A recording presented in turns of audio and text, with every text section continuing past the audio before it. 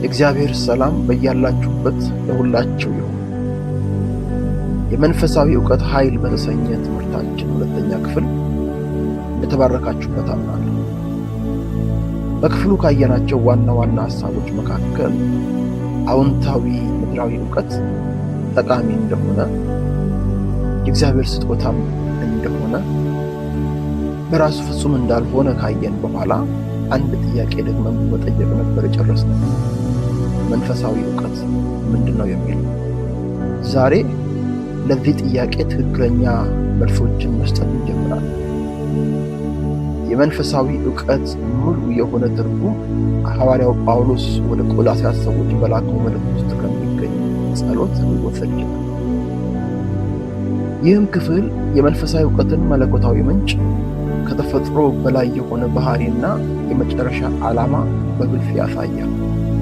ቃሉ እንዲህ ይላል፣ ስለዚህ እኛ ደግሞ ይህን ከሰማንበት ቀን ጀምረን የፈቃዱን ዕውቀት በመንፈሳዊ ጥበብና አእምሮ ሁሉ እንዲሞላባችሁ እየለመንን ስለ እናንተ ጸሎትን አልተውንም።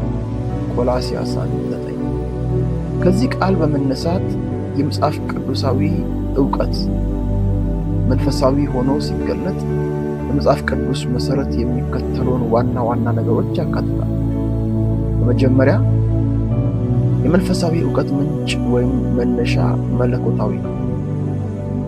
ይህ አይነት ዕውቀት የሚገኘው ከተፈጥሯዊ በሆነ በሰው የአእምሮ ጥረት ብቻ ሳይሆን ለጥረቱና ከጥረቱ በመነሳት ለሚደረግ ጸሎት ምላሽ ከሚሰጥ ከእግዚአብሔር የሚሰጥ ድንቅ ስጦታ ነው።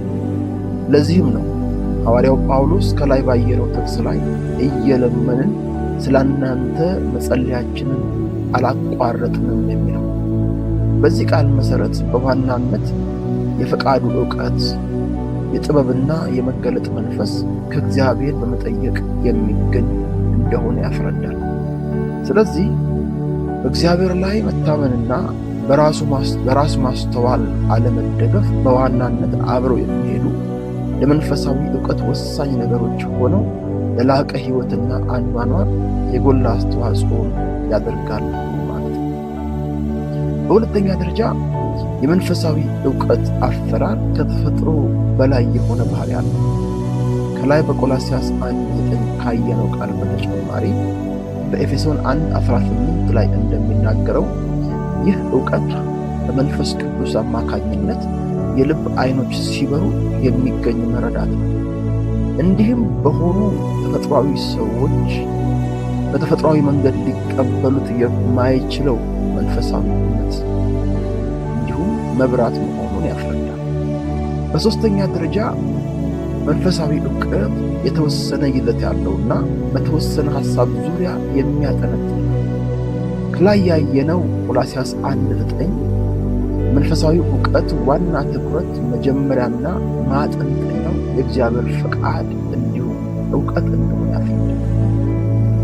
ይህ ማለት የእግዚአብሔር ባህሪ፣ ዓላማው፣ ለሰው ልጆች ያለው መልካም ልብና በጎ ፈቃድ በጥልቀት መረዳትን ማጠንጠኛ ያደርጋል ማለት ነው።